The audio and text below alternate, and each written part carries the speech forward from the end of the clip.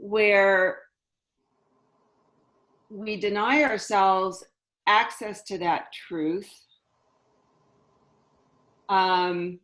Because I'm sitting here thinking, I would love to have the experience in this moment of that direct knowingness. And then the mind kicks in and I start thinking about it and I start questioning. And so it's the practice of bringing ourselves back into the present moment that I personally find so challenging. And I would just love to hear your thoughts and the thoughts of the rest of the folks about that.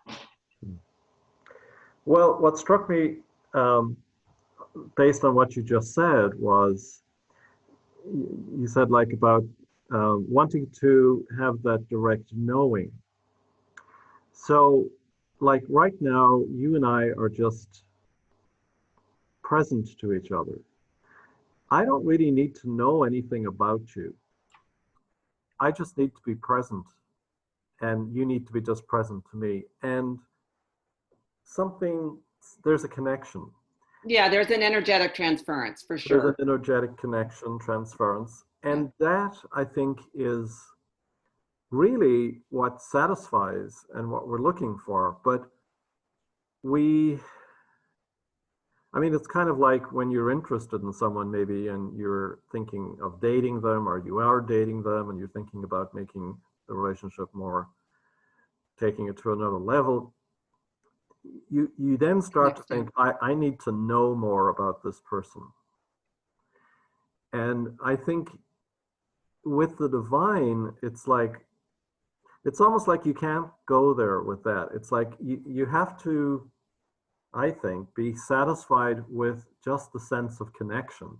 That again, it's somehow the mind is the one that wants to know, like that search for understanding.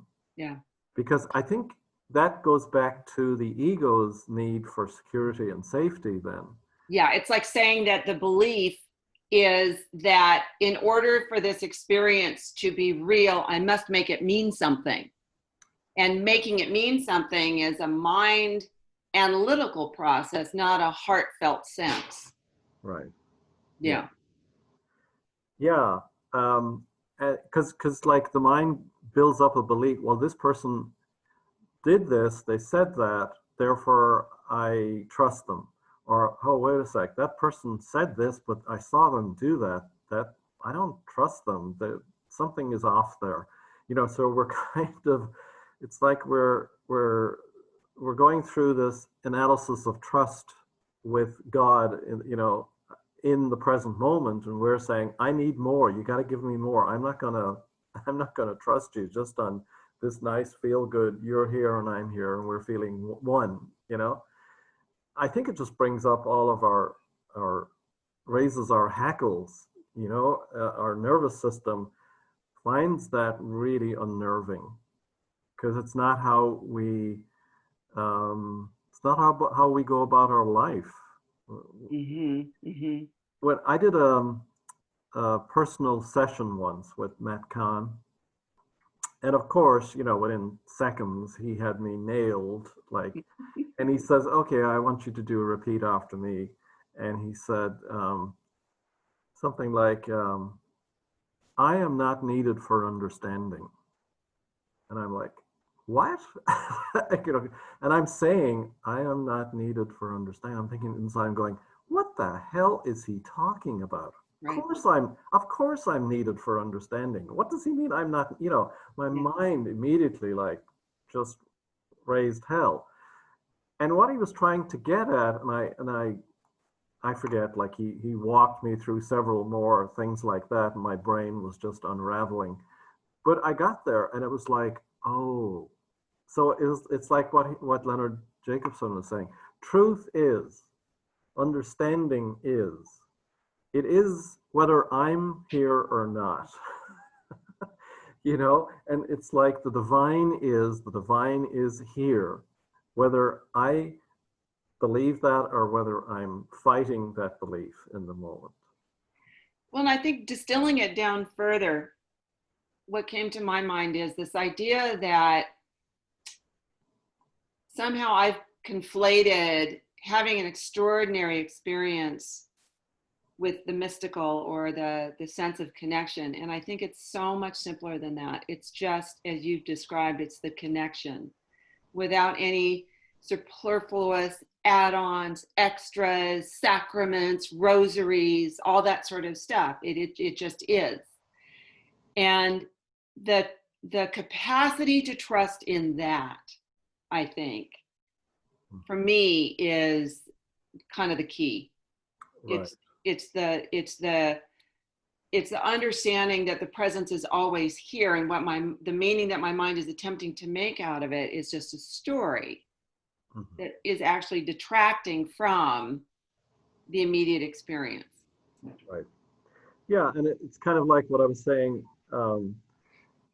in the last week or so, having listened to Leonard so much, where I'm sitting out on the deck and I'll just say, okay, just be present. And then literally whatever shows up, whatever noise I hear, whatever the breeze or the warmth of the sun, just to say, oh, this is the divine. This warmth of the sun is the divine. The wind going through the trees, is the leaves rustling, the birds singing is the divine. So the whole thing just comes down to that. And I'm feeling connected. Oh, isn't that nice? Like there's this fullness of presence here. And if I'm open, I can experience it all the time. Nothing to do with a belief. Well, I mean, I guess there's a sort of a belief. I am saying that this is the divine, but not focusing then on retaining that, but just letting that go again. And how's it showing up now? What's happening now? Thank you. Yeah. There was another thing too. What was it I was going to say? Yeah, and then, you know, we look, of course, at look at what happens with religion when it's based on belief. When its focus is belief, now you have two religions with their own beliefs, and now they're fighting, and now they're killing each other. It's like, that's the mind. That is like the individual mind just taken to the nth degree. And we do that inside of ourselves. Like when you think about so much of our internal struggle, it's about two opposing ideas. We have two beliefs in our head fighting for, you know, to be the one that will follow.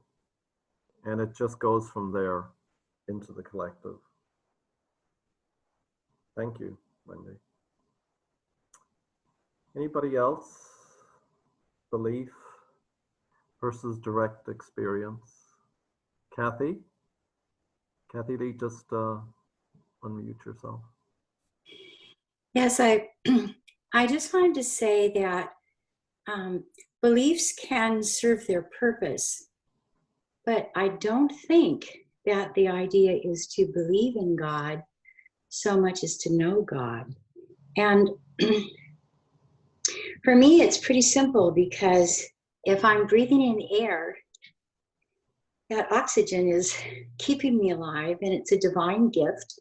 And then when I breathe out, though, I breathe out carbon dioxide, and it helps the trees to grow. And so I just feel a real circle of life from that all the time. Mm-hmm. Well, you know what sort of I was thinking about as you're talking is, so the 12 steps are a spiritual path. And you could say they're beliefs, they're sort of guidelines, they're helps. But the biggest thing about the 12 steps is that it's supposed to put you in touch with your higher power. That, you know, these 12 steps are both extrapolations from my relationship with this higher power that is living my life and living it in a very healthy and whole and complete way. And, you know, I mean, I've met people who have been in 12-step programs, and it was the same as if they were in a religion. It was like they use the 12 steps in a way that say a Catholic would talk about Catholicism, or a Muslim might talk about Islam. You know, you get this sense of it's more about the beliefs than it is about something behind the beliefs. So we see this across the board. Well, I think that what we're looking at is perhaps the development or the stages of growth and development, the evolution of our experience with the mystery of the higher power. For an alcoholic to be sober, it's probably a good idea to just follow the steps and not think about it, because not to drink will save your life. So no need worrying, just follow the steps. In that regard, it's like a compass, like a compass. But the actual experience is not a belief. It can't be, because that will not be sufficient. There has to be an actual spiritual awakening in order to sustain long-term recovery. So it's exactly what you say it is. No amount of beliefs, no amount of education, none of that is going to help. What happens is we're walking through a door with all of our woundedness in so many areas. And there we are met by a loving healer. And that gets your attention, because if you're being healed, it is a great gift.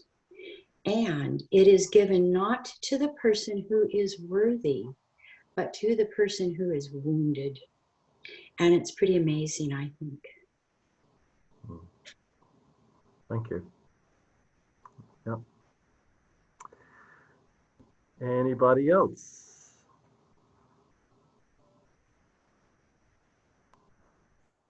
All right. Okay, so go ahead, Claire. I was just kind of, I guess I was going to the past, so I was using my mind, but I was kind of reviewing many of the instances I can recall where I felt I had a direct experience of God. And the common thread that I found was that I reached out, I asked for God. I asked for help, or I asked for insight, or I asked for, there was some, God is always present, but I feel like the presence of God awaits our presence, awaits, and that goes into duality. It's like he's getting tripped up with words, but there is some opening of the door of your heart that allows for the direct experience. And that takes trust.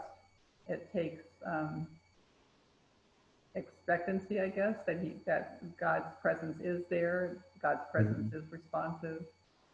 I mean, there have been times when I felt that I was just met with silence and had no experience, if you will. But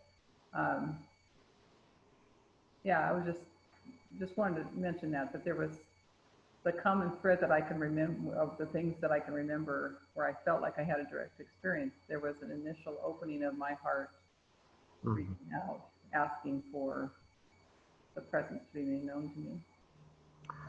Yeah, and you know, I love the story of the Jewish people wandering in the desert, and the presence of God showed up in two ways: a pillar of fire by night, and manna, this substance that grew like kind of, I think it was bread, like your daily bread. It would show up in the morning on the ground, or on, I guess, on, I don't know, plants or something.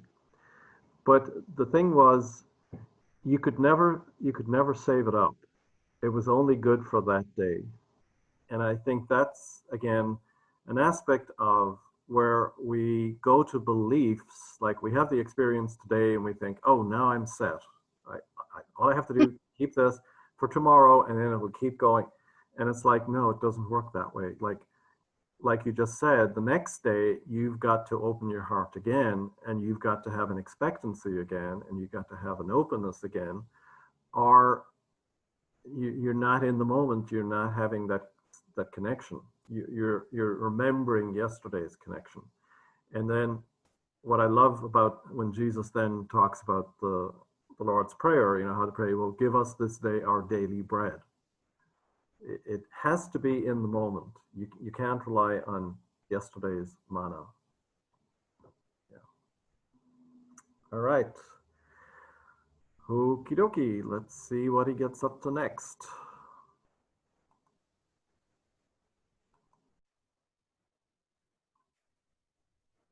Where am I here? What am I doing?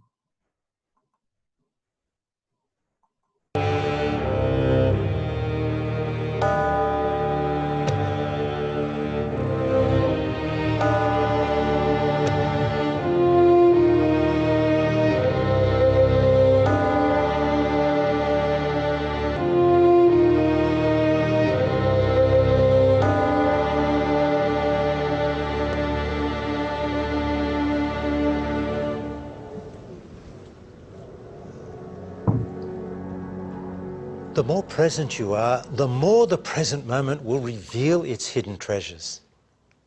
However, there are many obstacles to becoming established in presence. The first obstacle arises out of your involvement in the past.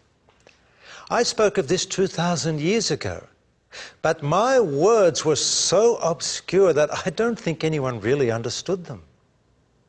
I told you that whoever is angry with his brother shall be in danger of the judgment. Therefore, first be reconciled to your brother, and then come and offer your gift before the altar.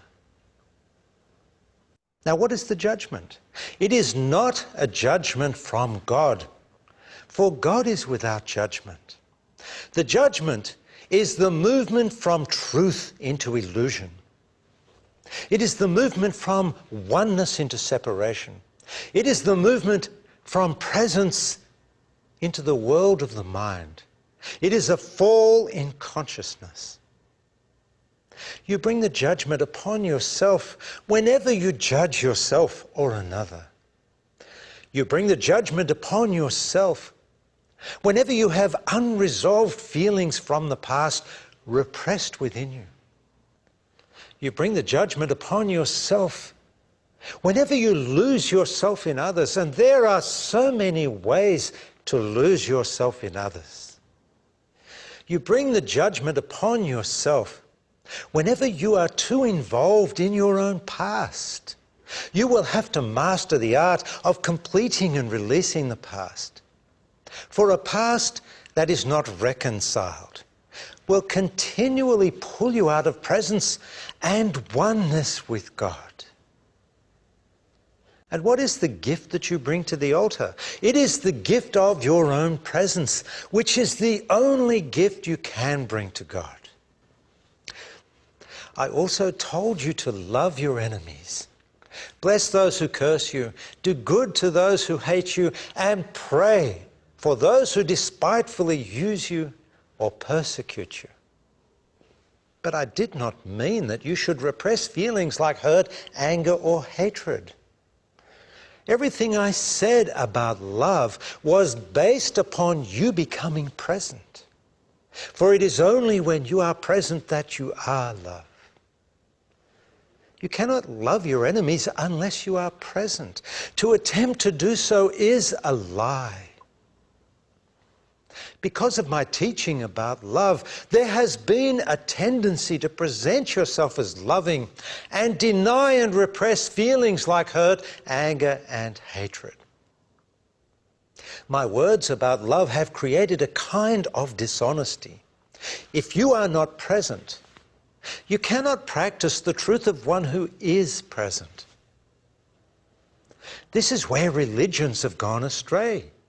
Religions are a collective attempt by those who are not present to practice the truth of one who is present. It will not work. When you repress your feelings and try to love those who have hurt you, your robes might be white, but your heart and soul are full of darkness.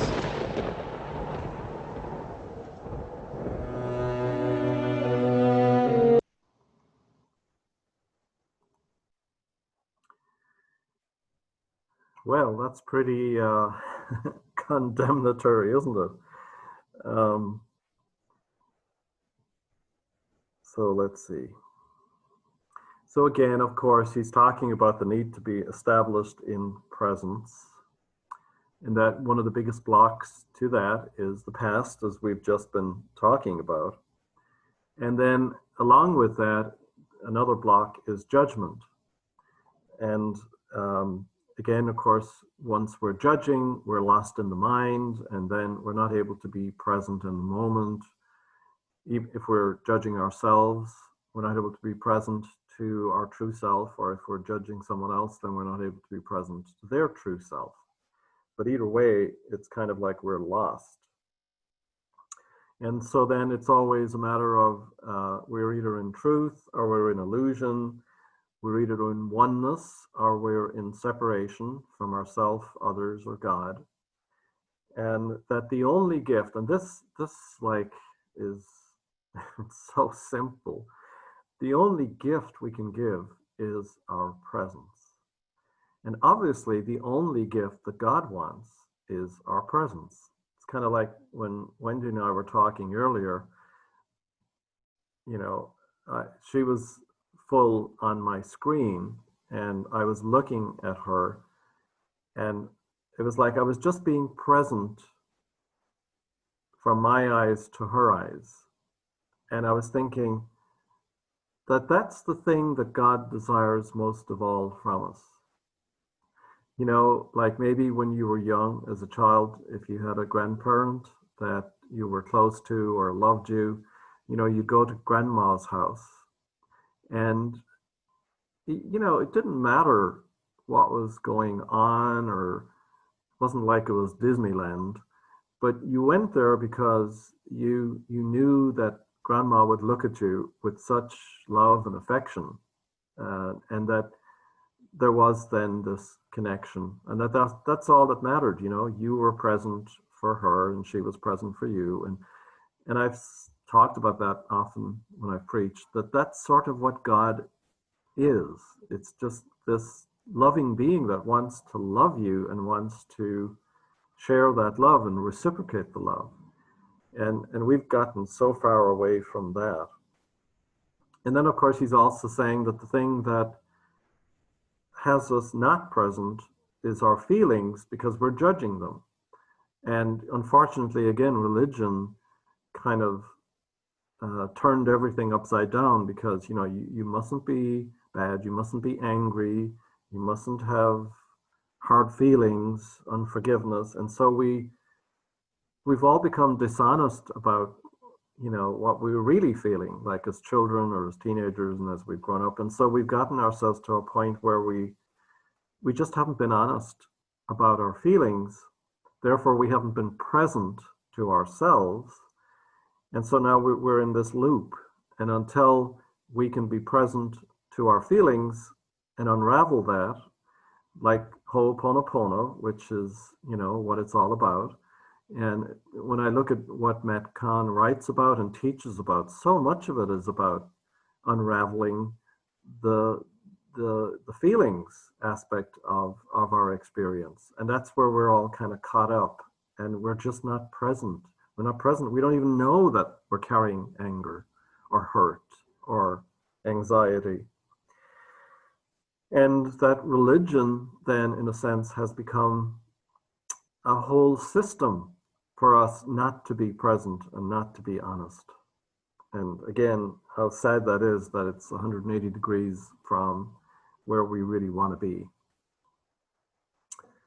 All right, over to you guys.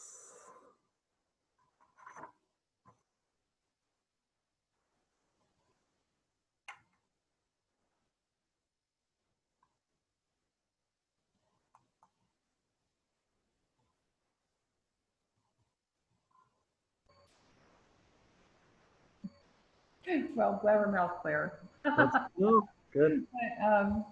And I know I've said this before. I don't know if I said it in this class, but I've said it so many times. But when I did the Way of Mastery exercise of sitting every morning and saying to Spirit, I am here, I'm willing to forgive whatever you bring into my field of awareness. And I did that for 30 days as the Way of Mastery suggested. And that's exactly what it was doing. It was unraveling those repressed feelings that I didn't even know were in my consciousness. I mean, things would come up from my childhood that I hadn't thought about in, decades. Or things came up from, obviously all these things from the past. So I just wanted to share that, to say just how incredibly impactful that practice was. To just sit and trust me, don't dredge up stuff. I didn't have to go back and think, well, what can I be sorry for, or what can I forgive? It was just to sit quietly and open your heart to spirit and say, I am willing to forgive whatever you bring into my field of awareness. And the things that came up were startling to me because I hadn't thought about them in years. But since then, I have felt so much lighter, so much clearer. I think it really prepared me for the next unfolding in my spiritual journey to take that time and to do that practice. Mm. Yeah, and just the simple realization there that we come to is that I've been carrying all of this, and it's been outside of my awareness. It's been in my unconscious, and it's buried somewhere in my cellular memory. And that, as you say, that once you just have an openness to allow it to come up, then it will. And, I don't know whether it's because of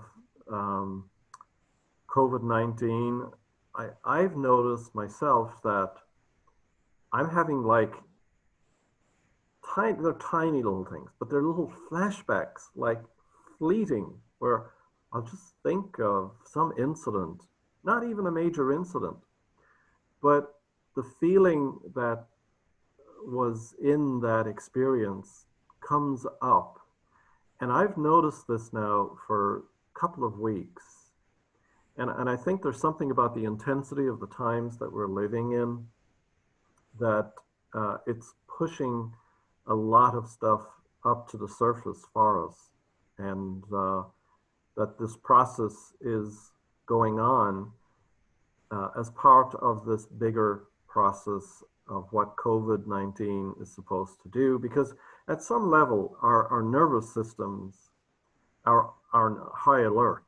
I mean, you can't not watch TV and read the newspaper and see there's been so many new cases, and there's thousands of new cases in the country, and there's millions of new cases, and your subconscious is taking all this in, and your nervous system is just like, and so I think it's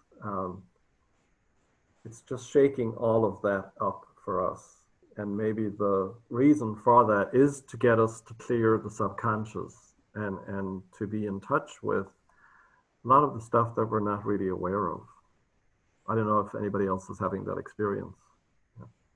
I'm just going to grab Leonard's book here. So I was thinking about all the things that are coming forward from the racial issue that people are sharing of their own experience,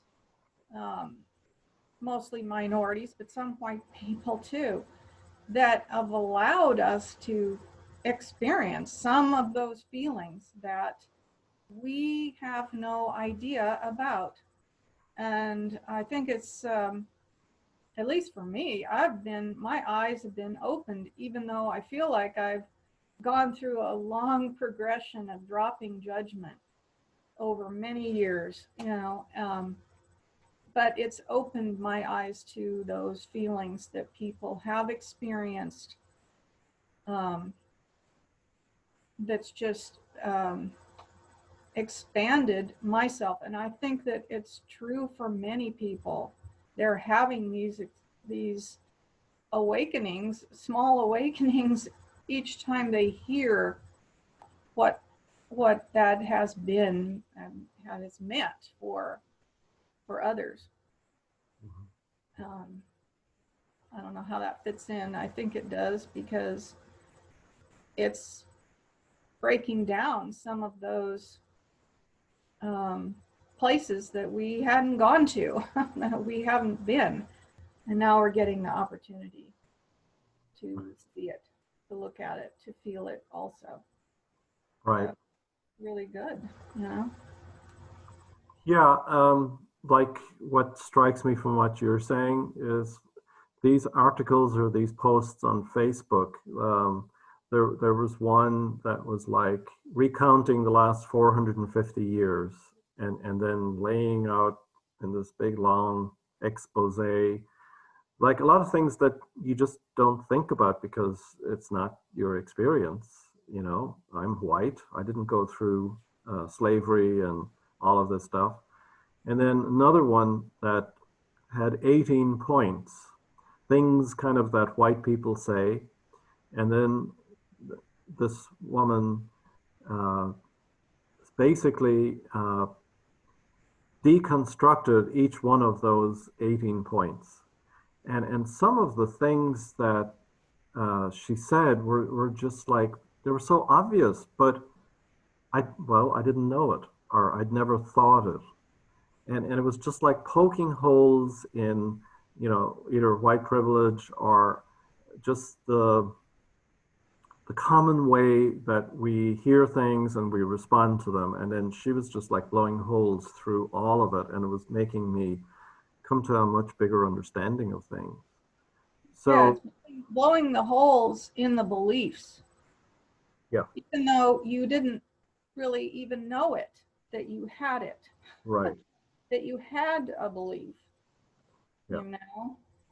Yeah. One thing that was just a small thing, but maybe a big thing to some people, was about the Aunt Jemima and the Uncle Ben's rice. Those names, you know, they used those names. Those were derogatory to Black people rather than calling them Mr. or Mrs. They were Uncle or Auntie so-and-so, you know? I mean, so who would know that? We wouldn't know that. But we had a belief that, oh, this was great. It's friendly. It's nice. No, it's not, you know? Right. So now we know. Yeah. Yeah.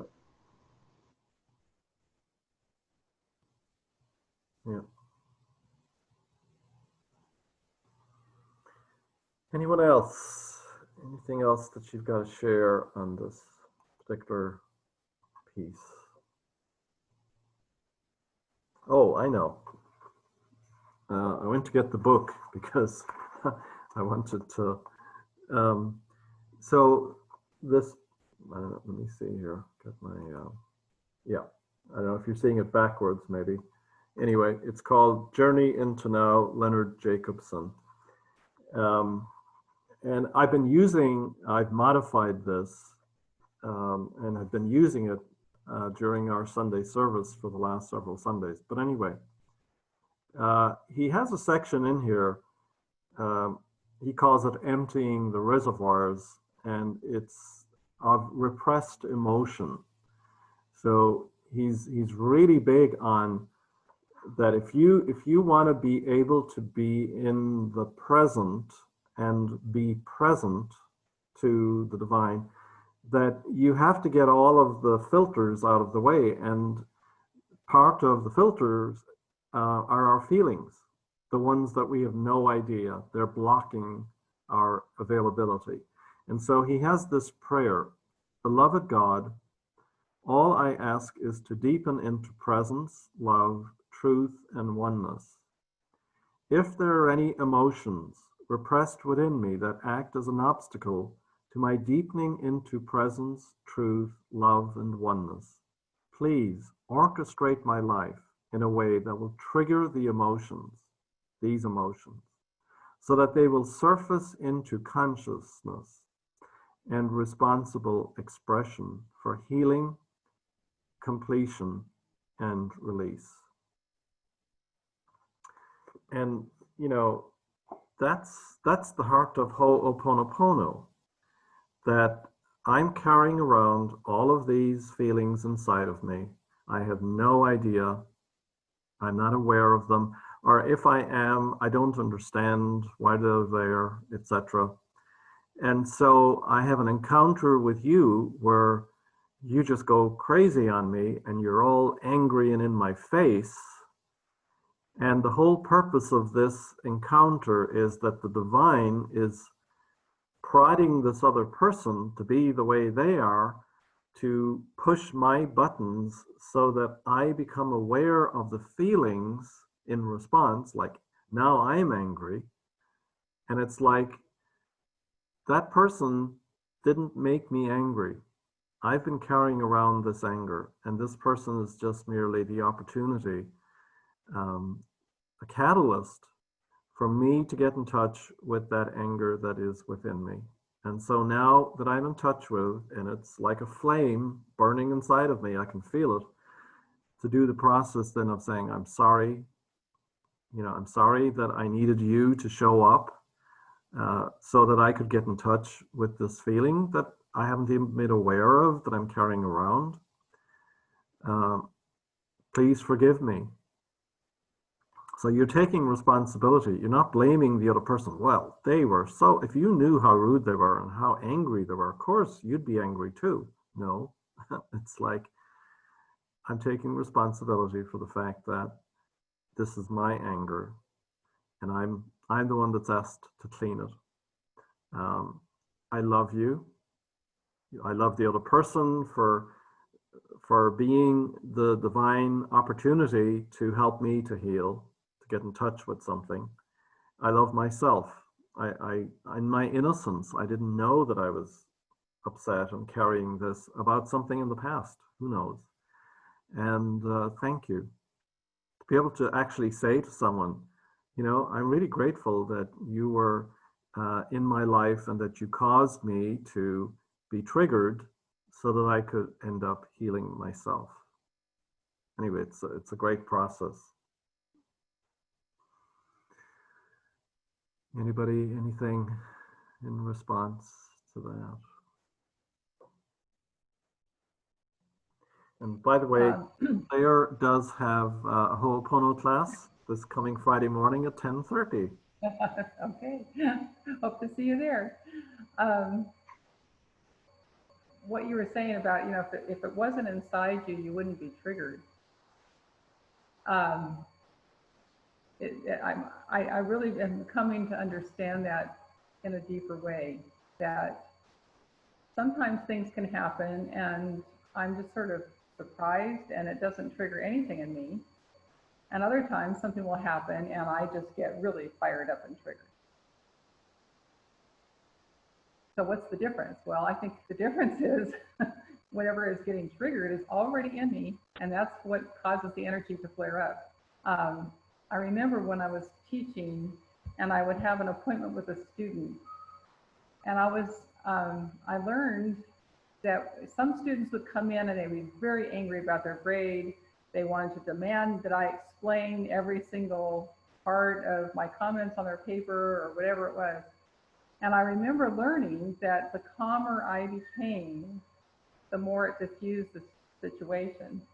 And I'm not quite sure how that connects, but I think it was because I didn't feel threatened. I knew that I had a very fair and measured way of responding to students in their work.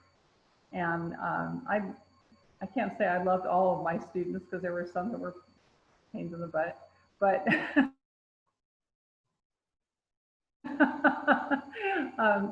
I mostly loved my students and I wanted what was best for them. And so when they came in all angry, I could see the hurt and the frustration in them. And the more calm I became, it just diffused and de-escalated. And then they could hear me.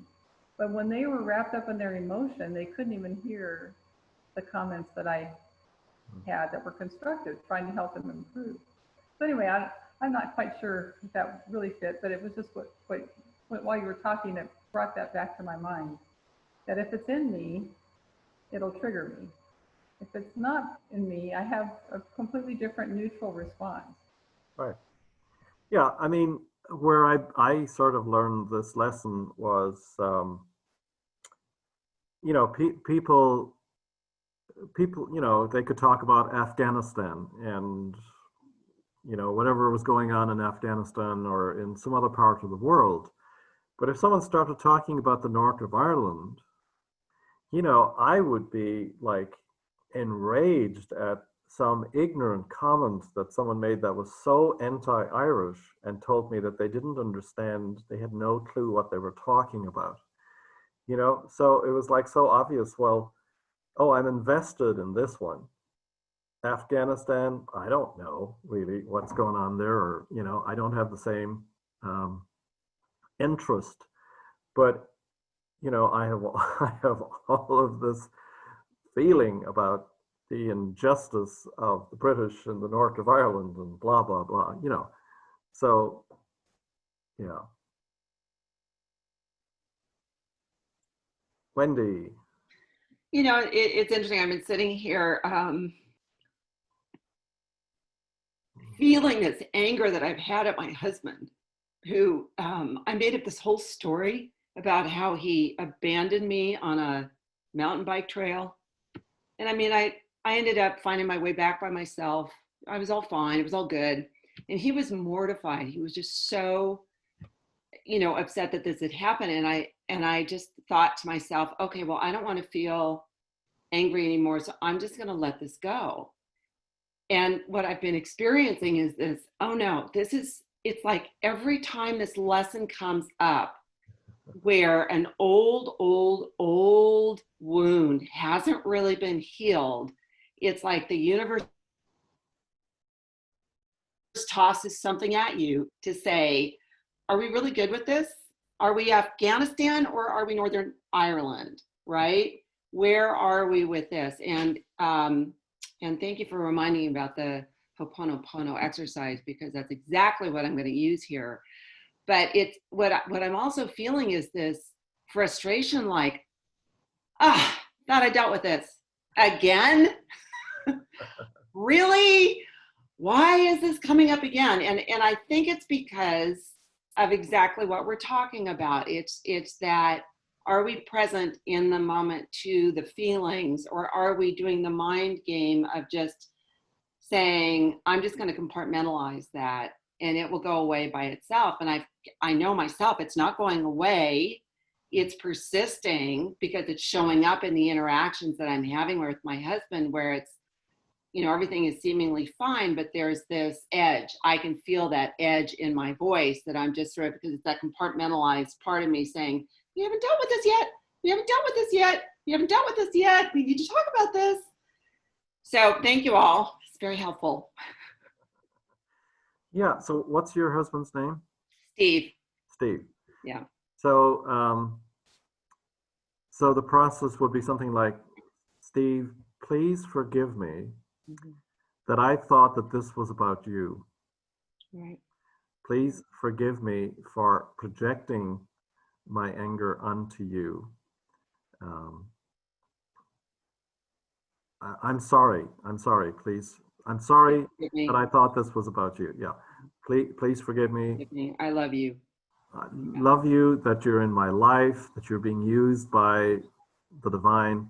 And thank you so much for being the catalyst to bring this out of me by whatever you did. And I mean, so that I can heal it once and for all. Yeah, well, it's not to say that maybe he didn't do something inconsiderate or something wrong, but it's not the thing, it's the trigger. Yeah. And also then another way then to progress with it is to, okay, so like it was a feeling of abandonment, let's say. So then you go, okay, so when was the last time that I felt abandoned? And then you go to the process over that abandonment. And then you go, okay, going back 10 years, what was the big one before that? And then until maybe you can get back to some incident in your childhood where there was the first feeling of abandonment. And that's the one that's still down there, perhaps. And so it's just allowing it to come up through this clearing, this multiple clearing, So that's another way of working with it. Thanks, Wendy, for sharing that. Okay. All right, are we ready to move to the next piece? Okay. Screen share.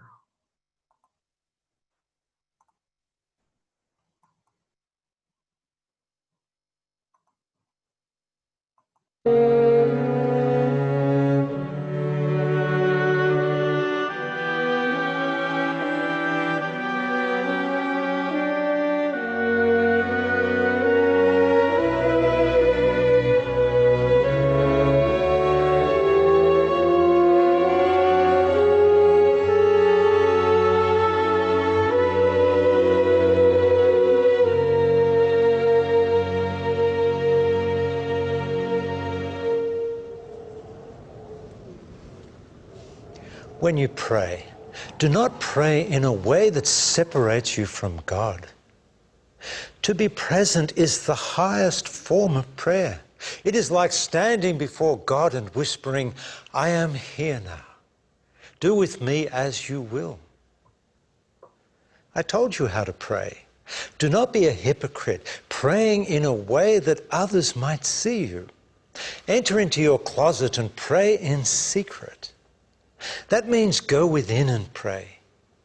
When you speak from presence, your words flow into that infinite and eternal silence at the very center of your being. That is where God is. And what will you say to God? If you are present, then more than likely the only thing you will say to God is thank you. And be prepared for God's response. It might arise in the form of words, or it might arise as an intense feeling of love, or it might arise as an overwhelming feeling of peace, the peace that passeth understanding. I also told you not to use vain repetitions. I gave you an example of how to pray, but I did not mean that you should repeat it over and over for centuries. You call it the Lord's Prayer. I call it an example of how to pray. Give us this day our daily bread. That's a clue. Focus on what you need for today. Don't go too far into the future, for if you do, you will get lost there. Forgive us our trespasses as we forgive those who trespass against us. That's another clue. Through forgiveness, we release the past so that we are more available to the present moment. Lead us not into temptation, but deliver us from evil. Now, what is the temptation? It is the temptation of our own egos. It is the temptation to leave the present moment and become absorbed into the past and future. It is the temptation into a world of separation and illusion. And what evil shall we be delivered from? The only evil is to be lost in the mind, believing in illusion as the truth of life. The only evil is to live unconsciously upon this earth. And one more thing. Wherever you see in the New Testament that I refer to God as my Father, please change that to God my Father and my Mother. To refer only to the Father is out of balance within the world of duality. It is not complete. When the Mother is included, then we can transcend to the oneness of God, transcendent of all duality. Only then is oneness truly revealed.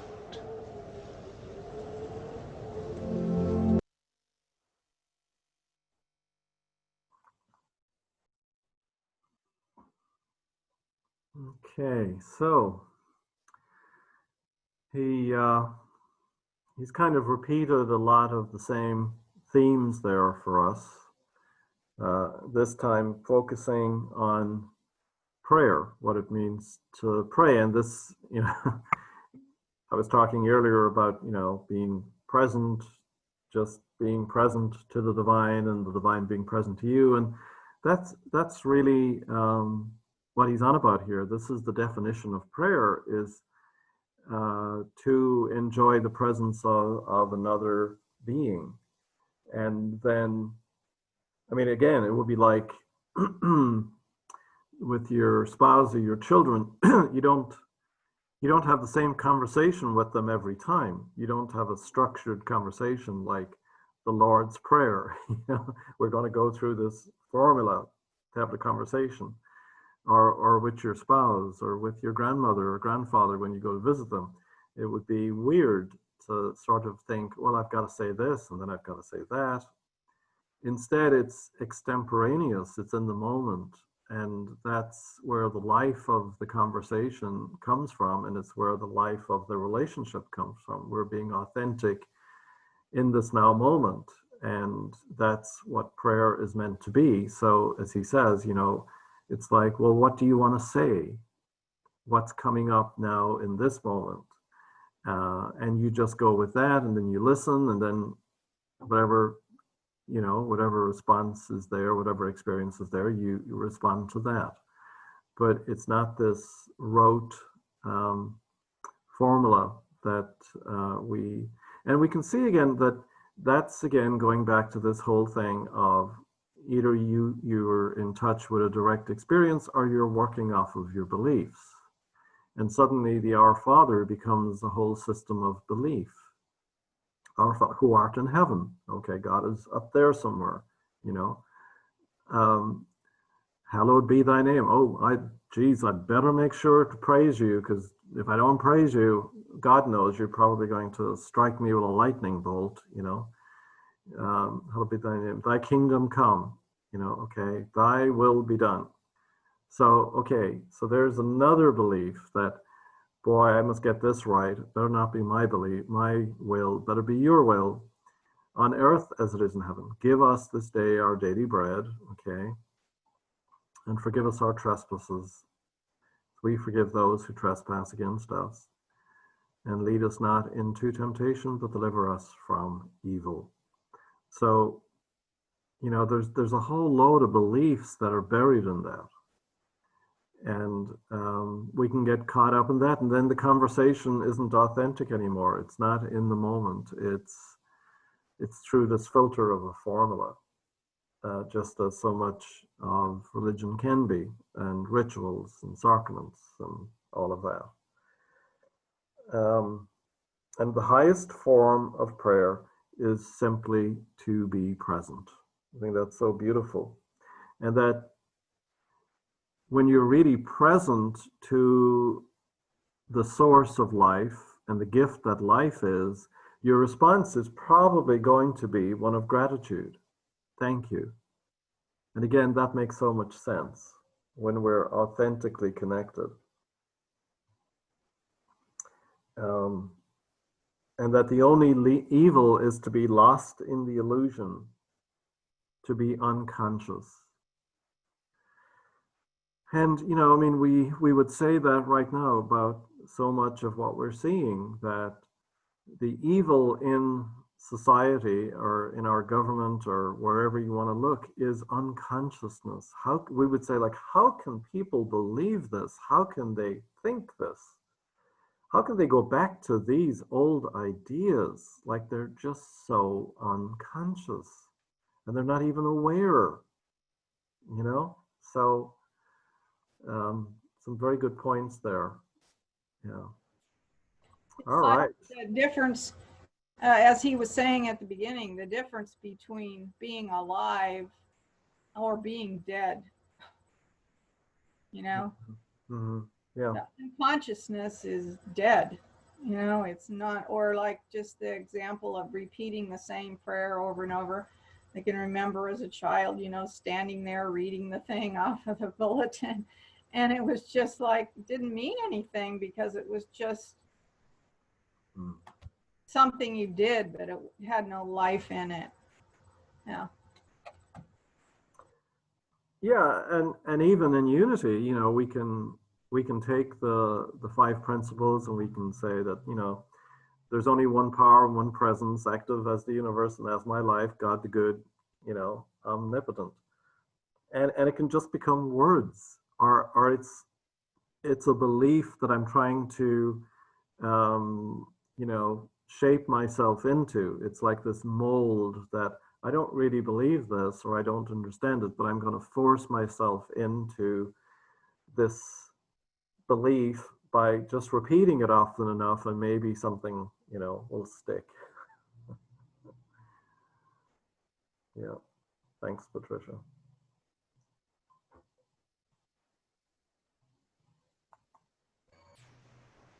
But until people have direct experience, belief is all they have.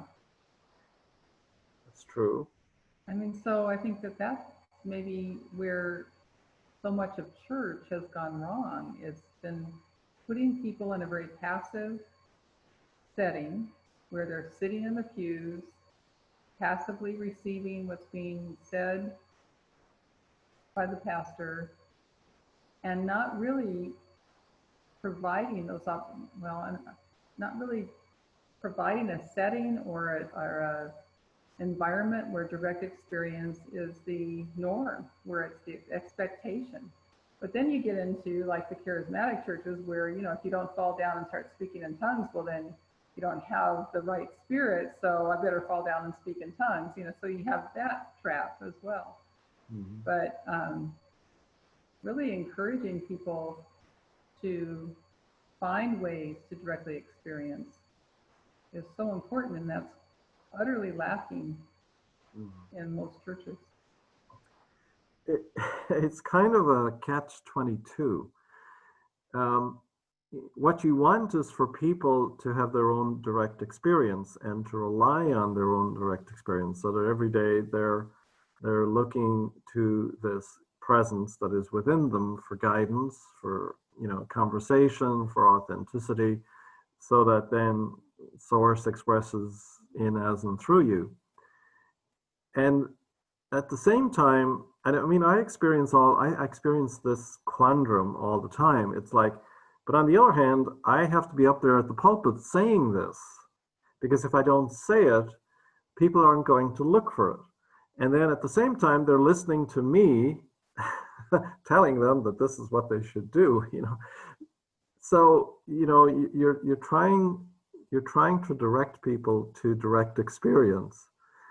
And you have to start with the second-hand experience, or I have to start with my direct experience and share that with you in the hope that you will eventually, or not eventually, but quickly, get to have a direct experience yourself. But it's a bit of a quandary. It's making me think of something, because it gets messy, you know? Like a friend of mine once was telling me about how he invited some Mormon, you know, witnesses to come in, and they wanted to pray with him. So he dutifully got on his knees or whatever, and they were praying. And they asked, well, what is God telling you about the truth of what we've been saying? And he said, well, God's telling me that this is a bunch of bullshit.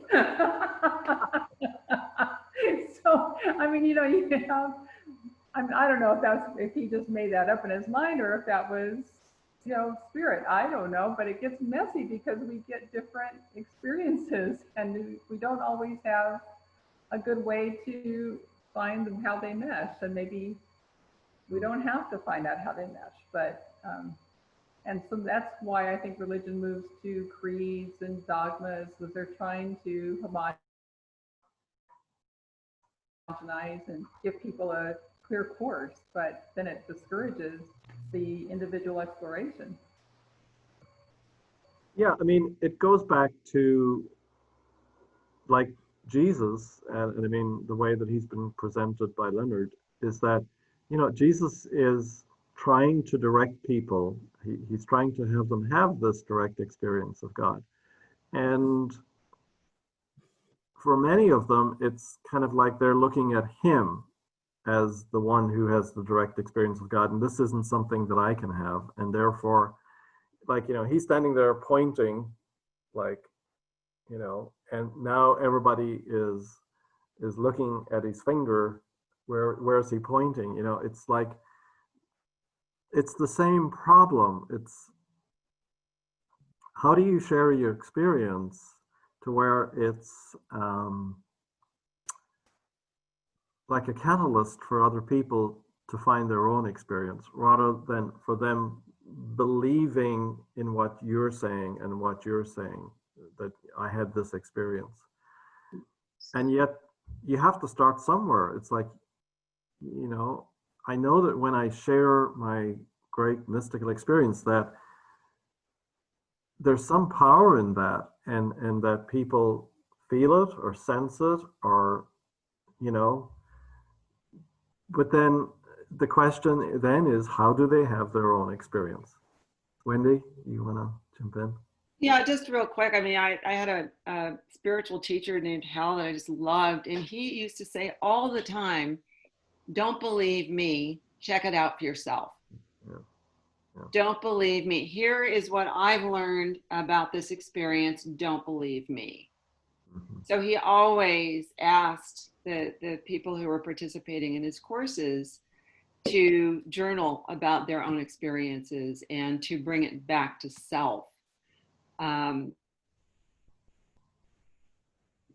you know, that really is where the rubber meets the road, because, you know, people are on the path are going to question, and we hope that they're questioning, right? And I believe that to question is the answer. And that once I come up with something that I think is an answer, I'm going to continue questioning it and see if it still resonates as true for me. But I think that, you know, in my experience, we are the exception. There are so many people, and we see it across our country and across the globe today, who either haven't been given the tools, don't know how to get to that place, but are really relying on other people to tell them what to do. They've never been offered the opportunity. Maybe they have been offered the opportunity and didn't want it. I don't know. But my sense is that this, and I see it in my own family with my evangelical brother, who, you know, I can't have a conversation about presence where I bring the word God into it, that he's not off, you know, to the races with scripture around what I should be thinking or how I should interpret it, right? Right. And so I do my level best to just honor his place in life and where he is, and to say thank you. And yet what I'm experiencing myself is judgment. He doesn't get it, right? So there we are. It's back to that whole, you know, spin cycle. Right. That was just supposed to be a quick comment. I'll go on mute. No, that's okay. Yeah, it's really tricky. Because